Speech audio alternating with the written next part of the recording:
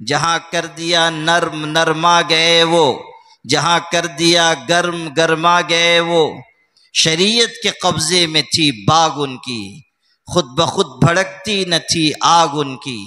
صحابہ کرام اللہ اس کے رسول کے احکامات کے پابند اور اللہ تعالیٰ کی راہ میں آنے والے حالات کا پوری ثبات قدمی کے ساتھ مقابلہ کرنے والے۔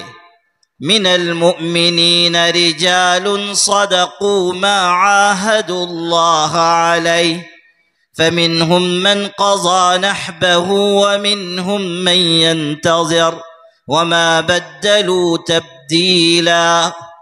یہ کن کی تعریف کی گئی؟ صحابہ کرام کی، کہ مسلمانوں میں وہ جوان مرد ہیں کہ جنہوں نے اللہ سے کیے ہوئے وعدے کو سچ کر دکھایا، کچھ وہ ہیں کہ جو اپنی باری پوری کر کے اللہ کی راہ میں اپنی جان لٹا کر دنیا سے رخصت ہو چکے، اور کچھ وہ ہیں جو اپنی باری کا انتظار کر رہے ہیں اور انہوں نے اللہ سے کیے ہوئے عہد میں کچھ بھی تبدیلی نہ کی۔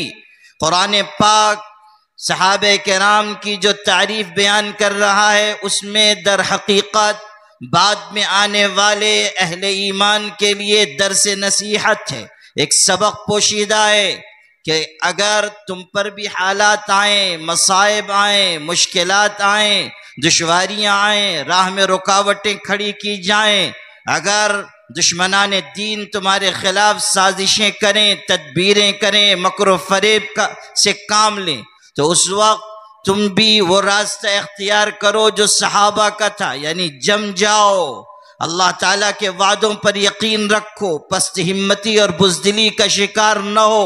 اللہ ان کو پسند نہیں کرتا جو حالات کے مقابلے میں سپر انداز ہو جاتے ہیں، ہمت ہار دیتے ہیں۔ اللہ ان کو پسند کرتا ہے جو مشکل حالات میں بھی جمے رہتے ہیں، ڈٹے رہتے ہیں۔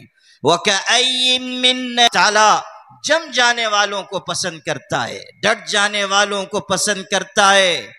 سورہ صف میں ارشاد ہے، ان اللہ یحب الذین یقاتلون فی سبیلہ صفا کأنہم بنیان مرصوص، جو سیسا پلائی ہوئی دیوار کی طرح قائم رہیں، سد سکندری بن کر باطل کی راہ کی رکاوٹ بن جائیں۔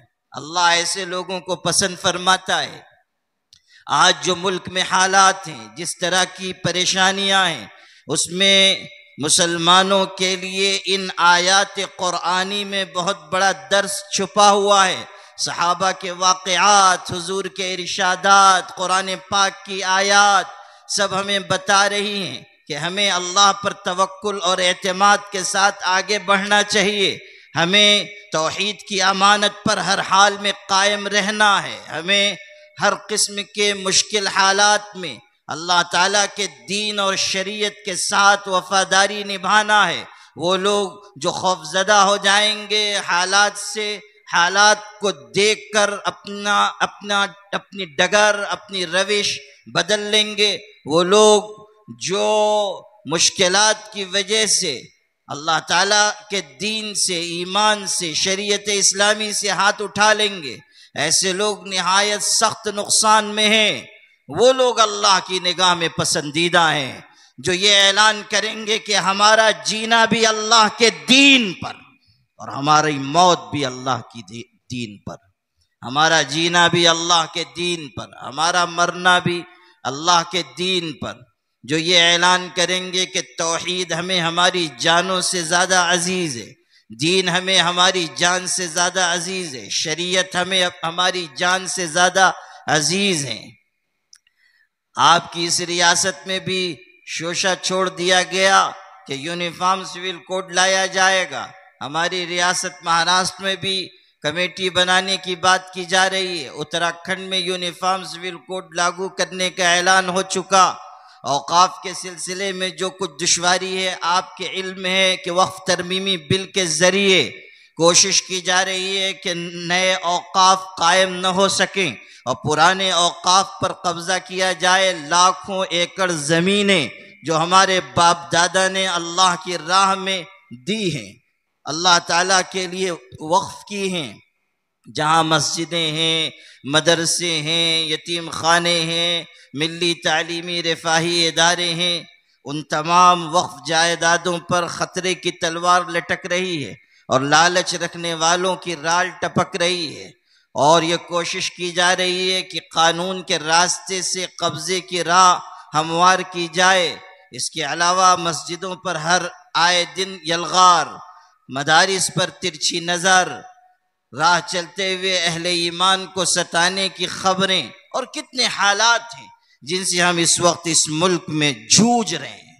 لیکن یہ مشکلات ہمیں اللہ کے دین سے ہٹا نہیں سکتی، یہ مشکلات ہمیں راہ بدلنے پر مجبور نہیں کر سکتی۔ حالات آتے ہیں اور پھر گزر جاتے ہیں، اللہ تعالیٰ دیکھتی آنکھوں خزاں کے موسم کو بدل دیتا ہے۔ آزمائشیں آئیں گی، حالات آئیں گے۔ الف لام میم احسب الناس ان يتركوا ان يقولوا آمنا وهم لا يفتنون۔ کیا یہ ہوگا کہ لوگ کہہ دیں گے کہ ہم ایمان لائے اور پھر ان کی کوئی آزمائش نہیں ہوگی، ان کو چھوڑ دیا جائے گا، ان کا امتحان نہیں لیا جائے گا، ان کے ایمان کو آزمایا نہیں جائے گا؟ ہرگز نہیں، آزمائش ہوگی اور یقیناً ہوگی، اور اس لیے ہوگی تاکہ خبیث کو طیب سے الگ کیا جائے، مومن کو منافق سے جدا کیا جائے، بتایا جائے کون ہیں اللہ کی راہ پر جمنے والے اور کون ہیں پیچھے ہٹ جانے والے، اور پھر اللہ اسی اعتبار سے اپنا فیصلہ نافذ کرے گا۔ جو پیچھے ہٹ جائیں گے وہ شکست کھائیں گے، جو آگے بڑھیں گے قربانی دیں گے، کامیابی ان کے قدم چومے گی۔ کیا آپ نے نہیں دیکھا کہ غزہ کے مٹھی بھر مسلمانوں نے صبر کا، استقامت کا، توکل کا مظاہرہ کیا، قربانی پیش کی، اپنے جگر کے ٹکڑوں کو اللہ کی راہ میں قربان کر دیا، مکانات قربان کر دیے، جان ہتھیلی پر رکھ کر آگے بڑھے، شہادتیں بھی ہوئی، مکانات بھی گرائے گئے، پورے غزہ کو کھنڈر بنا دیا گیا، ظالمانہ استبدادی طاقتیں جمع ہو گئیں، یہودیوں کی ذہانت اور عیسائیوں کا سرمایہ اکٹھا ہو گیا، اور اسرائیل نے بدترین مظالم ڈھائے اور امریکہ نے اس کی پشت پناہی کی۔ لیکن ایک وقت آیا کہ جب اسرائیل کو اور اس کی پشت پناہ طاقتوں کو انہی مٹھی بھر ایمان والوں کے آگے جھک جانا پڑا، اور اللہ نے بتایا کہ تم تدبیر کرتے ہو اور ہم بھی تدبیر کرتے ہیں، اور بہترین تدبیر کرنے والی ذات اللہ کی ہے۔ وَمَكَرُوا وَمَكَرَ اللَّهُ وَاللَّهُ خَيْرُ الْمَاكِرِينَ۔ اللہ تعالیٰ دکھا رہا ہے کہ کس طرح قربانی دینے والوں کو غالب کیا جا رہا ہے، اور ان کی عزت کے مناظر ساری دنیا دیکھ رہی ہے۔ حیران ہے دنیا کہ اتنی بڑی بڑی طاقتیں، قوتیں کیسے سرنگوں ہو گئی۔ وہ حیران ہے کہ یہ کیسا معجزہ ظاہر ہوا، یہ کیسا حیرت انگیز واقعہ ظاہر ہوا۔ شاید وہ نہ سمجھ پائیں، لیکن بحیثیت مومن ہم سمجھتے ہیں کہ اللہ جب چاہتا ہے جس کو چاہتا ہے غالب کر کے دکھاتا ہے۔